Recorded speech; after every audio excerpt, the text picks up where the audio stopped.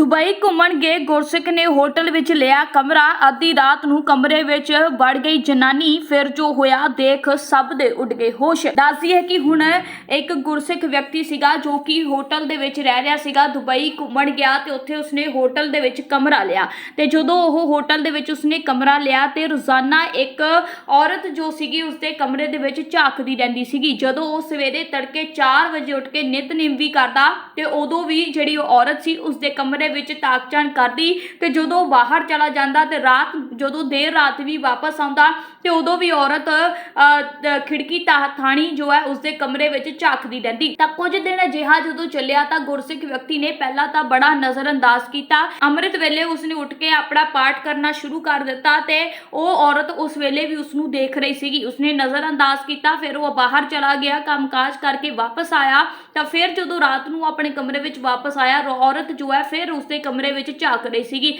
ਜਦੋਂ ਹੁਣ ਉਹਦੇ ਸਬਰ ਦਾ ਬਾਂਧ ਟੁੱਟ ਗਿਆ, ਉਸਨੂੰ ਬਰਦਾਸ਼ਤ ਨਹੀਂ ਹੋਇਆ ਤੇ ਉਸਨੇ ਮੈਨੇਜਰ ਨੂੰ ਜਾ ਕੇ ਸ਼ਿਕਾਇਤ ਕਰ ਦਿੱਤੀ। ਮੈਨੇਜਰ ਨੂੰ ਕਿਹਾ ਕਿ ਤੁਹਾਡੇ ਸਟਾਫ ਦੀ ਇੱਕ ਔਰਤ ਹੈ ਜੋ ਕਿ ਲਗਾਤਾਰ ਜਿਹੜੀ ਆ ਮੇਰੇ ਕਮਰੇ ਵਿੱਚ ਝਾਕਦੀ ਰਹਿੰਦੀ ਹੈ ਤੇ ਮੈਨੂੰ ਬਿਲਕੁਲ ਵਧੀਆ ਨਹੀਂ ਲੱਗਦਾ।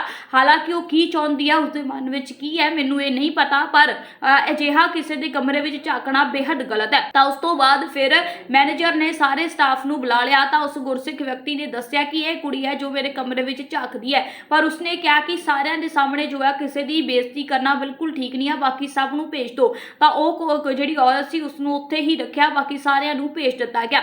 ਮੈਨੇਜਰ ਨੇ ਫਿਰ ਦੱਸਿਆ ਕਿ ਇਹਨਾਂ ਨੇ ਤੁਹਾਡੇ ਖਿਲਾਫ ਸ਼ਿਕਾਇਤ ਕੀਤੀ ਹੈ ਕਿਉਂਕਿ ਤੁਸੀਂ ਇਹਨਾਂ ਦੇ ਕਮਰੇ ਵਿੱਚ ਬਾਰ-ਬਾਰ ਝਾਕਦੇ ਰਹਿੰਦੇ ਹੋ। ਤਾਂ ਉਸ ਤੋਂ ਬਾਅਦ ਔਰਤ ਨੇ ਕਿਹਾ ਕਿ ਇਹ ਗੱਲ ਬਿਲਕੁਲ ਠੀਕ ਹੈ, ਮੈਂ ਇਹਨਾਂ ਦੇ ਕਮਰੇ ਵਿੱਚ ਝਾਕਦੀ ਹਾਂ, ਪਰ ਮੇਰਾ ਕੋਈ ਵੀ ਗਲਤ ਮਕਸਦ ਨਹੀਂ ਹੈ ਜਾਂ ਮੇਰੀ ਗਲਤ ਸੋਚ ਨਹੀਂ ਹੈ। ਉਸ ਔਰਤ ਨੇ ਦੱਸਿਆ ਕਿ ਮੈਂ ਜੋ ਹੈ ਸਿੱਖਾਂ ਬਾਰੇ ਜ਼ਿਆਦਾ ਜਾਣਨਾ ਚਾਹੁੰਦੀ ਸੀਗੀ। ਮੈਂ ਅਕਸਰ ਸੁਣਿਆ ਕਿ ਜਿਹੜੇ ਸਿੱਖ ਨੇ ਸਵੇਰੇ ਅੰਮ੍ਰਿਤ ਵੇਲੇ ਉੱਠਦੇ ਨੇ, ਪਾਠ ਕਰਦੇ ਨੇ ਤੇ ਰੋਜ਼ਾਨਾ ਨਿਤਨੇਮ ਕਰਦੇ ਨੇ, ਤਾਂ ਮੈਂ ਇਸ ਗੁਰਸਿੱਖ ਵਿਅਕਤੀ ਦੀ ਵੀ ਜ਼ਿੰਦਗੀ ਨੂੰ ਦੇਖਣਾ ਚਾਹੁੰਦੀ ਸੀਗੀ ਕਿ ਅਸਲ ਦੇ ਵਿੱਚ ਸਿੱਖ ਅਜਿਹਾ ਹੀ ਕਰਦੇ ਨੇ ਜਾਂ ਫਿਰ ਸਿਰਫ ਗੱਲਾਂ ਹੀ ਬਣੀਆਂ ਨੇ। ਤਾਂ ਉਸ ਤੋਂ ਬਾਅਦ ਇਹ ਫਿਰ ਗੁਰਸਿੱਖ ਵਿਅਕਤੀ ਨੇ ਜਦੋਂ ਇਹ ਗੱਲ ਨੂੰ ਸੁਣਿਆ ਤਾਂ ਉਹ ਸੁਣ ਕੇ ਹੈਰਾਨ ਹੋ ਗਿਆ ਤੇ ਉਸਨੇ ਉਸ ਔਰਤ ਨੂੰ ਕਿਹਾ ਕਿ ਜੇਕਰ ਤੁਸੀਂ ਇਹ ਸਾਰੀਆਂ ਚੀਜ਼ਾਂ ਨੂੰ ਜਾਣਨ ਦੇ ਵਿੱਚ ਰੁਚੀ ਰੱਖਦੇ ਹੋ ਤੇ ਤੁਸੀਂ ਗੁਰਦੁਆਰਾ ਸਾਹਿਬ ਵੀ ਜਾਇਆ ਕਰੋ। ਤੇ ਇਹ ਗੱਲ ਬਿਲਕੁਲ ਸੱਚ ਹੈ ਕਿ ਜਿਹੜੇ ਸਿੱਖ ਨੇ ਉਹ ਸਵੇਰੇ ਅੰਮ੍ਰਿਤ ਵੇਲੇ ਉੱਠ ਕੇ ਪਾਠ ਪੂਜਾ ਕਰਦੇ ਨੇ, ਆਪਣਾ ਜਾਪ ਕਰਦੇ ਨੇ, ਤਾਂ ਇਹ ਅਸਲ ਸੱਚ ਹੈ। ਤੇ ਉਸ ਤੋਂ ਬਾਅਦ ਇਹ ਗੱਲਾਂ ਜਦੋਂ ਹੋਰ ਗੁਰਸਿੱਖ ਵਿਅਕਤੀ ਨੇ ਉਸ